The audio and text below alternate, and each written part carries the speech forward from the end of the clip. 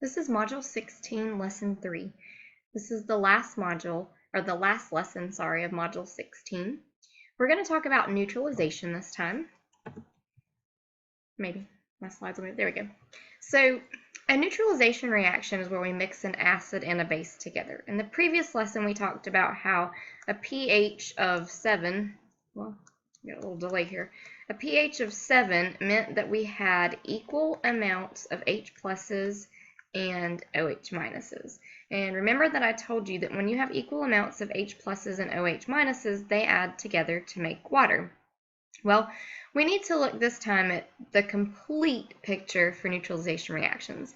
And so basically, whenever you have a neutralization reaction, you have the H and the OH minus get together to make water, and then the leftover ingredients, the anion from the acid and the cation from the base, they get together and they make a salt.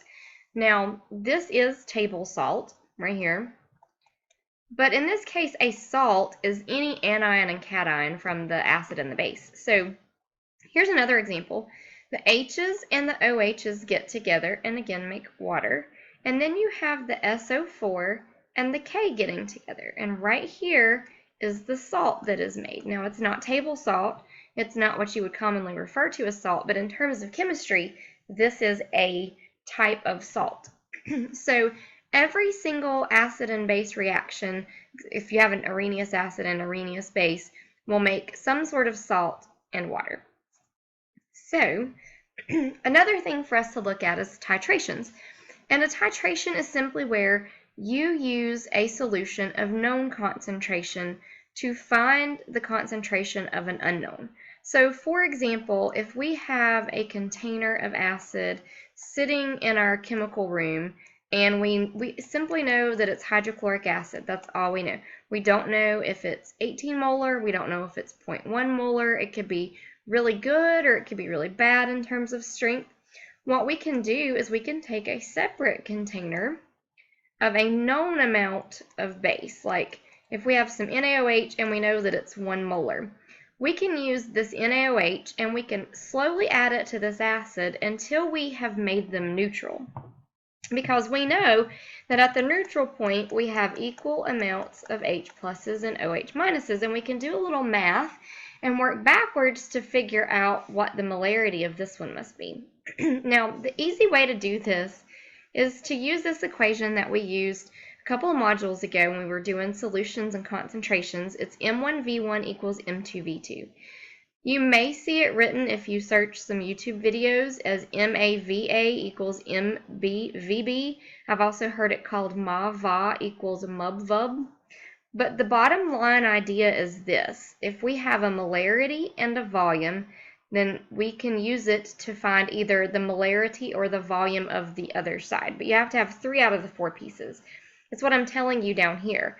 If we know that we use 50 milliliters of 1 molar sodium hydroxide to neutralize 25 milliliters of hydrochloric acid, we could find this missing molarity right here. We could put it into this formula.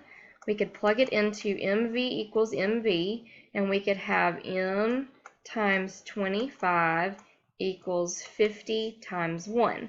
And I'm sure you could go ahead and finish out the math in your head. M is going to equal 2.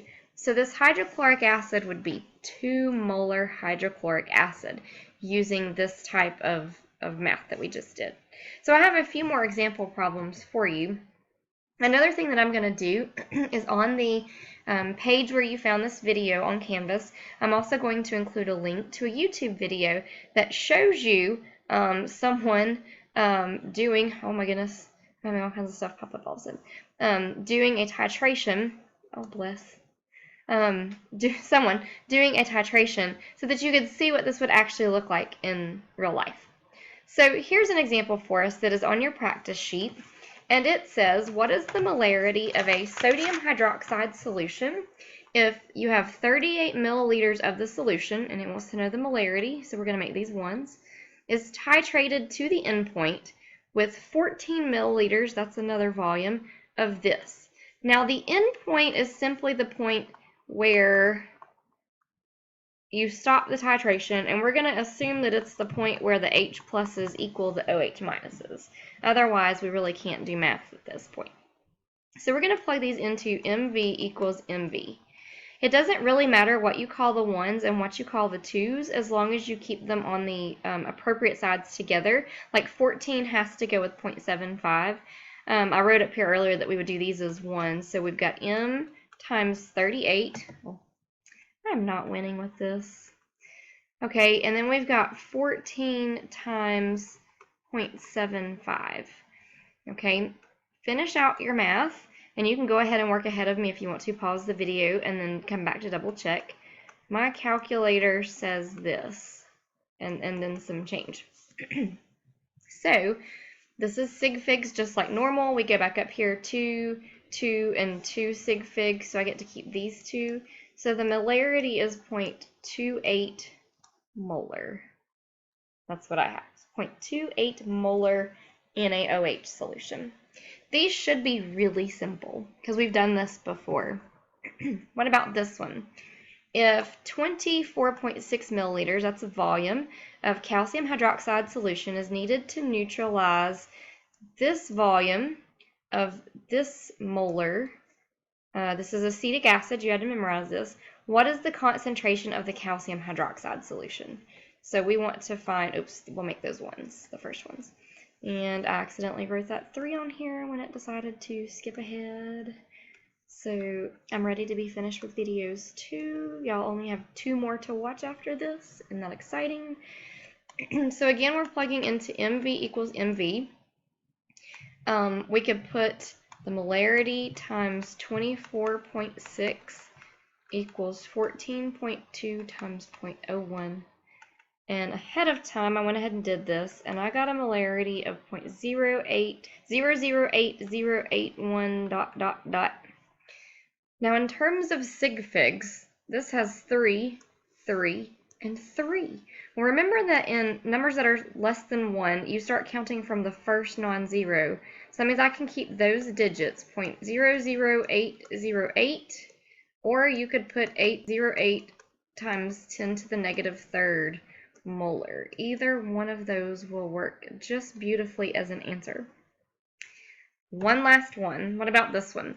You have this many milliliters completely neutralized by this many milliliters of this molarity. So these two have to go together because it's 19.8 milliliters of this, and it wants the concentration of the other solution. So this time, for the heck of it, I'm just going to flip my numbers around.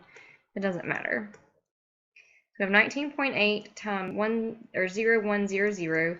That's going to equal 12.4 times M. And for all of these, for some reason, I've done concentration as my sample. You could easily do volume. I get 0.015967 and a bunch of barking dogs upstairs.